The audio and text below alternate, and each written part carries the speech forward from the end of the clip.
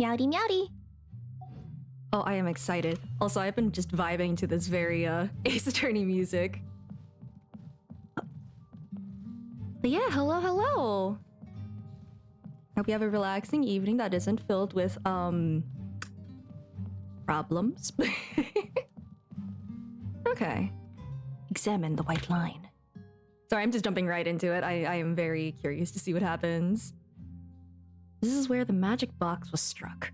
If Cal weren't inside the box at that moment, he might have dodged the falling water tank. Okay. Oh, do I get like more things or is it just that one dialogue? Okay, just the one. Okay. What have you got to say? Go ahead, have a look around. In the end, we're both after the truth. I am one person. Oh, investigate. Oh, right. Isn't there like a... What was the E, right? Oh, this is very much like Tears of Themis, actually. If any of you guys have played that, they make it so that you can basically like see where you haven't investigated and stuff, so you don't get like stuck. I found that out once I got stuck. Once. Anyway. Broken magic box was left on the scene after the guards completed their investigation. Looking at it now, the water tank must have struck it really hard. Interesting. Oh no. Yeah, get some rest. Oh, this one gets a special dialogue box. The rope that broke and caused the water tank to fall. I can't wait to shout please let me shout objection. That is my goal in all parts of my life. Oh my god, her freaking glasses. I forgot about that. Fireworks. Either Lenny didn't realize this was a safety concern, or it was a setup. Why are you suddenly so serious, traveler? Looking at where the rope snapped. Where was it frayed? Was it cut? Whoa. Look! This bit is made from different material! Dun! Most of it was burned away, but there's still a little bit of it left. It's a type of flash cotton. Oh. So if a rope meant to hold something was made with that kind of material in it, then that means... This was no accident. Wait! I kind of want to have like the silly glasses now too. Do we have a pen? Okay, we have a pen now. This rope was used to suspend the water tank. It suddenly broke when the fireworks were being launched on stage. The investigation has shown that the location where the rope snapped was made of flammable material. Okay, so let me see. There's one. Oh, I can talk to you. Hello, Maurice. Hello there! What are you investigating? Nothing, you're standing guard. Oh, this location has also been cordoned off because the Magic Troop members are currently considered prime suspects. The investigation team is still collecting evidence. The seats were all booked in advance, so we were able to deduce the missing woman's identity by checking the guest list. We are now attorneys, despite the fact that we do not practice law or have gone to school for it, which does exist here. So, I hope that's not a crime. Although impersonation is a crime, given a couple of the things on the board in Fontaine. We won't get in trouble, right? Should be fine. Sure, it's not like this is confidential information. We will publish it later anyway when we petition the public to help us find the missing person. Her name is Halsey. She's a painter from Fontaine who's made a bit of a name for herself. Apparently, she wasn't a regular at the Opera House, but she'd been feeling some pressure with her work lately, which made her decide to come see the magic show. How am I today in Fontaine? Today's mood? Investigating. That's not a mood, but that's what we're doing. The Magic Troop members all claim not to know her. We have looked into her social connections. It seems that she has no personal grievances or conflicts of interest with the suspects. I wonder if it has to do with, like, whoever was commissioned to make the boxes and stuff, because it's not necessarily the Magic Troop who would have made their materials, right?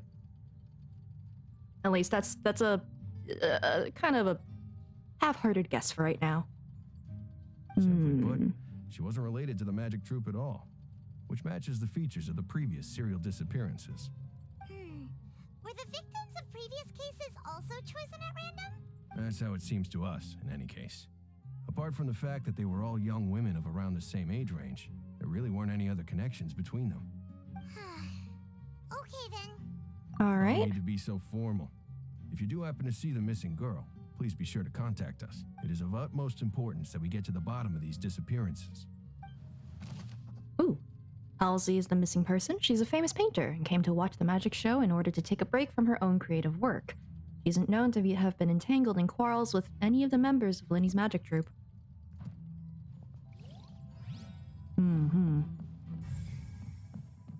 Anything else?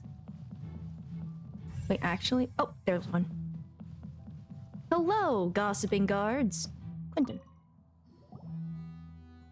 The investigation team has some new findings.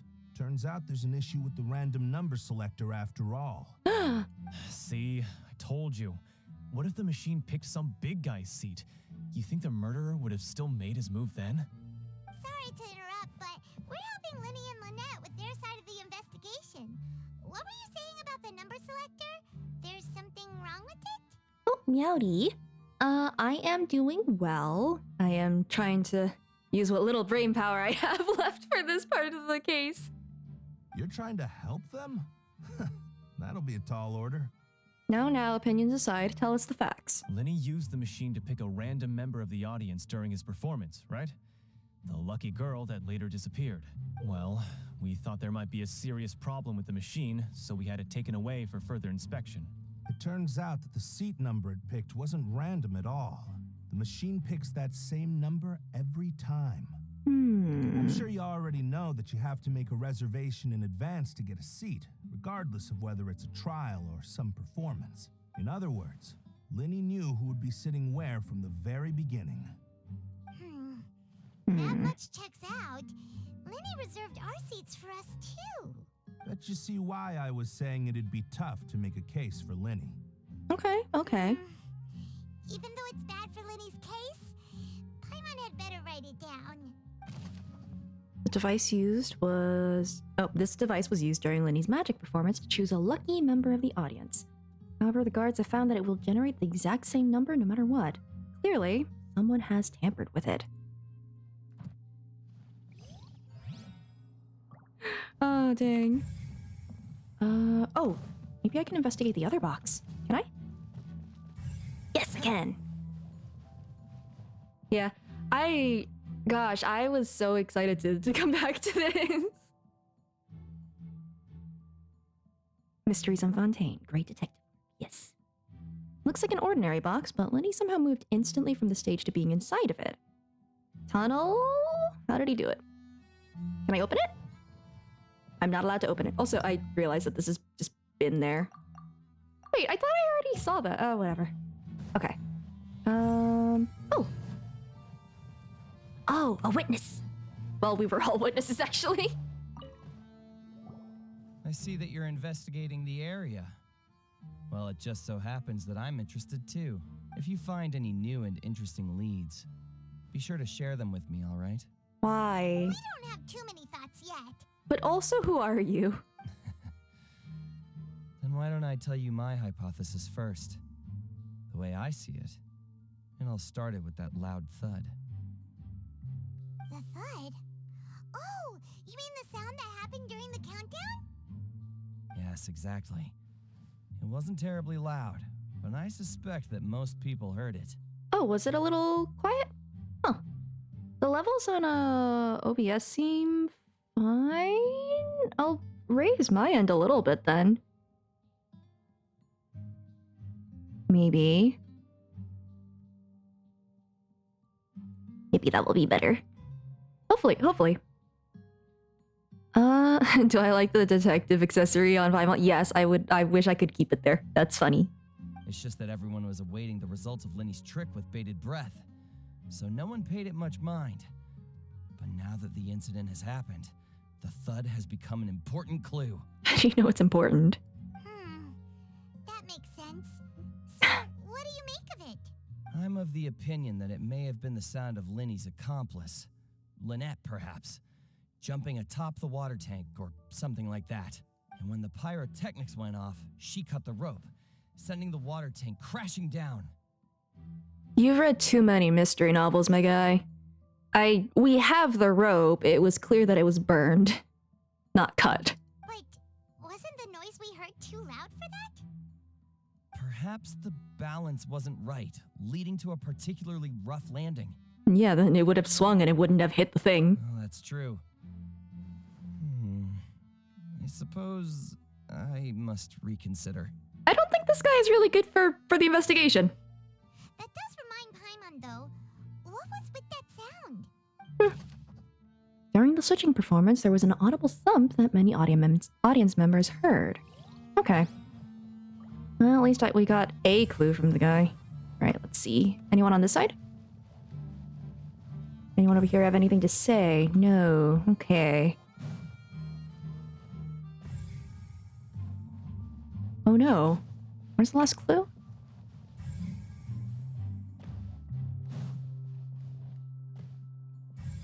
Am I allowed to go back and talk to the troop members, actually? I know it's being cordoned off right now, but like we are part of the investigation. Are you just gonna not let us past? Oh, we're not allowed to go there. Okay. Nope. Then my guess is towards the very back where the radius wasn't able to reach. Maybe you guys. Huh. Oh, shoot, it's just them. Hi. Lenny's still talking to the guards. It seems he'll have a lot of explaining to do. I think someone will be assigned to monitor us later, but that's all right. Okay.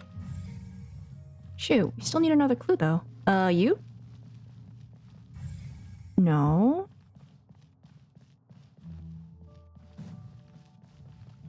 Back here somewhere?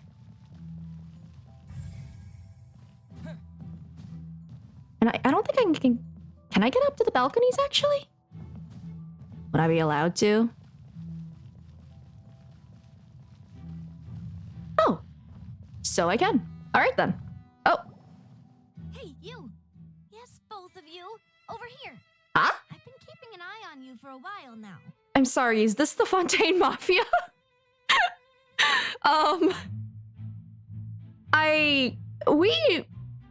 We won't get arrested for associating with you, right? Hi?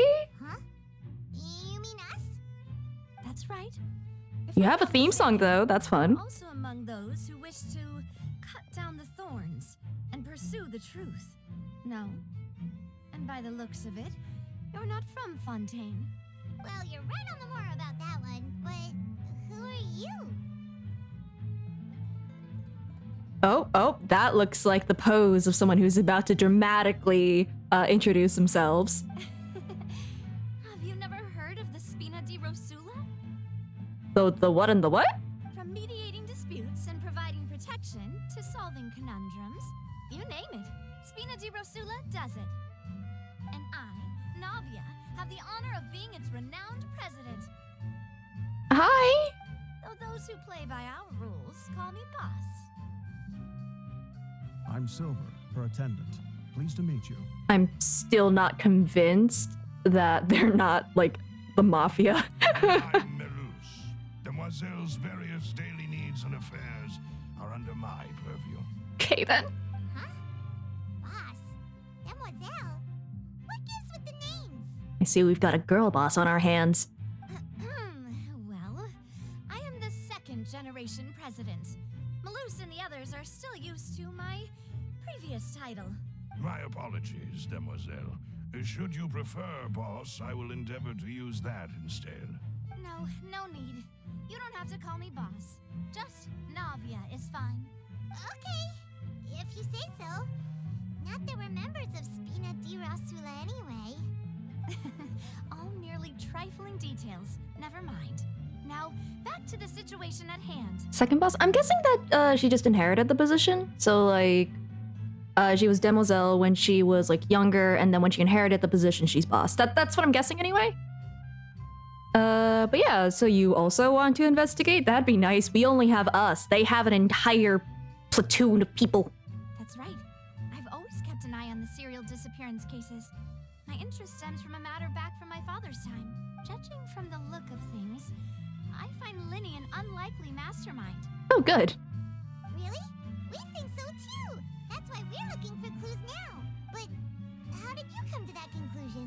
intuition, naturally. My unparalleled intuition. Cool. That won't hold up in court. Farina sure was quick to point the finger at Linny without any decisive evidence. Okay, that's true. Wasn't she? But that's not uncommon for her. If you remember, the justice had to interrupt her and ask if she was pressing charges just to keep her from getting carried away. Anyway, a trial begins the moment someone levels charges. And, of course, there was no way Farina was going to back down in that situation. It is interesting how little respect everyone kind of has for her, though.